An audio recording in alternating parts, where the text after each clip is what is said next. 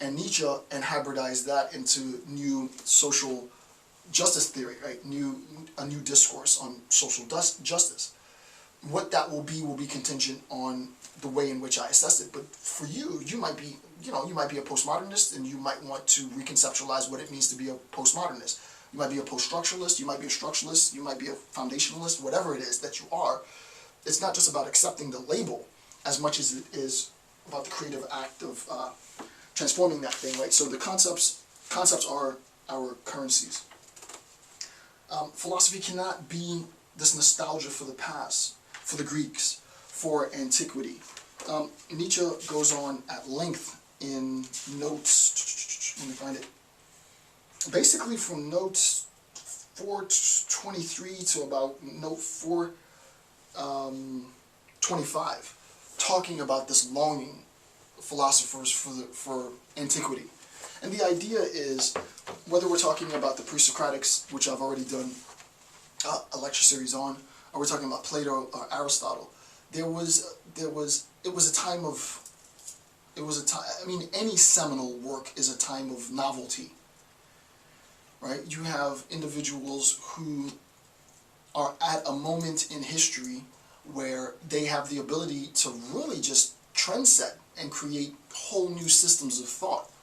And what ends up happening for the next 100 or 200, 300 years, maybe a millennia, is that everybody is, in a sense, a footnote to Plato, right? Plato did all the original work, which isn't necessarily true, and then everything else is a footnote to Plato.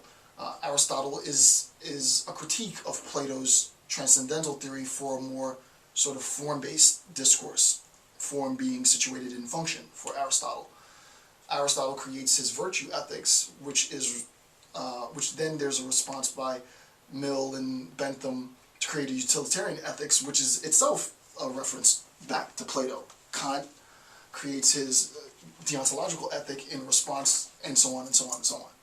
Right? So the idea is, yeah, in a sense, there is a longing within the philosophical tradition for antiquity, and it's not that Nietzsche doesn't respect it. He sees the power, but he wants to create an altogether new narrative.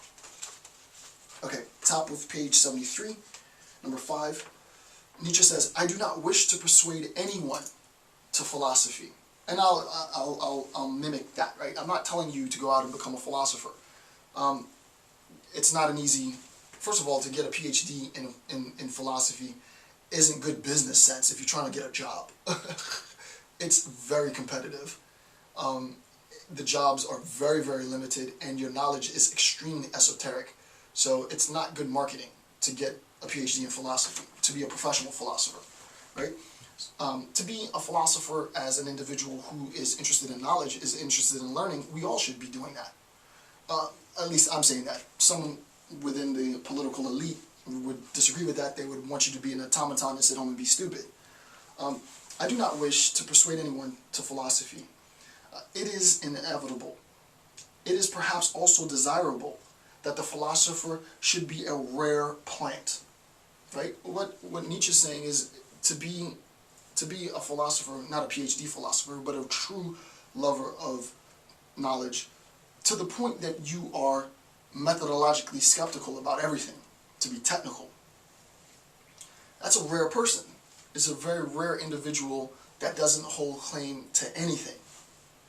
I don't have any preconceived notions of love, of happiness, of afterlife, of this life, of purpose, of meaning, none of that.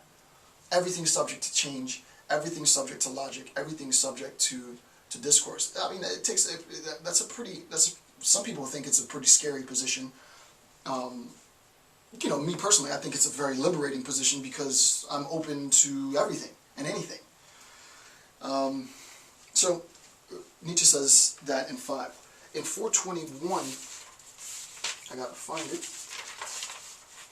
In 421, it's a very, very small passage. I love this passage. He says, "I have to set up the most difficult ideal of the philosopher. Learning is not enough." So, unfortunately, Santorum's not going to like this bit, right? Because he's a hater of all things knowledge, so he shouldn't be watching these videos anyway. I have to set up the most difficult ideal for the philosopher. Learning is not enough. It's not just about learning. I had, as a matter of fact, quick side note before I go on, I had someone contact me on the net and said, what's the idea of a good student? And my response was something along the lines, I don't give two rat asses about good students. I'm interested in exceptional students. I like the student who is in this more than just to get a degree. All students are concerned with are grades. I could care less about grades. I'm not here to give grades. Students earn grades. What I'm interested in and what I love about students are students who understand that it's not about the grade, that it's something more important than just learning and regurgitating the information. So Nietzsche says, I have to set up the most difficult ideal for the philosopher. Learning is not enough. The scholar is the herd animal in the realm of knowledge. To call yourself a scholar isn't even enough for Nietzsche, right? Which is, I would consider myself a scholar, but Nietzsche's saying that's not the ideal. Because to call yourself a scholar is to be a herd animal in the realm of knowledge, right? When you compare yourself to other lovers of knowledge, well, you guys are basically all doing the same stuff, is what Nietzsche's saying.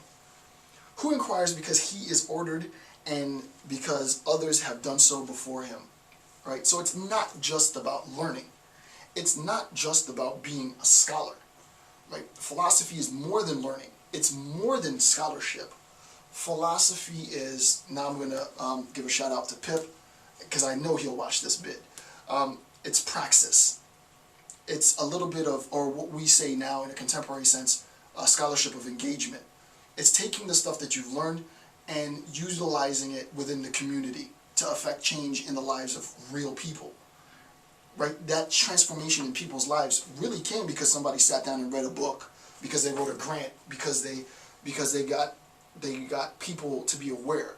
Right? Without that type of scholar, without the scholar who's motivated not just to publish books and put plaques on the wall, but to actually take what he or she is interested in and utilizing it to make change in the world, in the community in which they live, or global community, you're not really doing research, right? That's the whole point. The whole point is not to have a CV filled with publications, right? The whole point is to take the information that you've learned and utilize it to make the world a better place. It sounds corny, it really does, but that's what we do. That's the whole institution, which is another reason why I can't stand the contemporary social discourse. Because the idea is, who's going to make the world a better place if scholars aren't here doing what it is that we do? The political elite, they're going to make the world a better place? Do you really think that? No, it's NGOs, it's academics, it's man on the ground, right? It's the people who are going about finding things that interest them, niche specific, and utilizing their intellect to give people services and help them to be smarter, to be safer, to be more well acclimated. 422, superstitions about philosophers, confusions with scholarship and scientists, as if values were inherent in things and all one had to do was grasp them. As if values were inherent in things, right? Philosophers aren't scientists, and scientists aren't philosophers. This is very important, right? To what extent they should to what extent they study under the direction of given values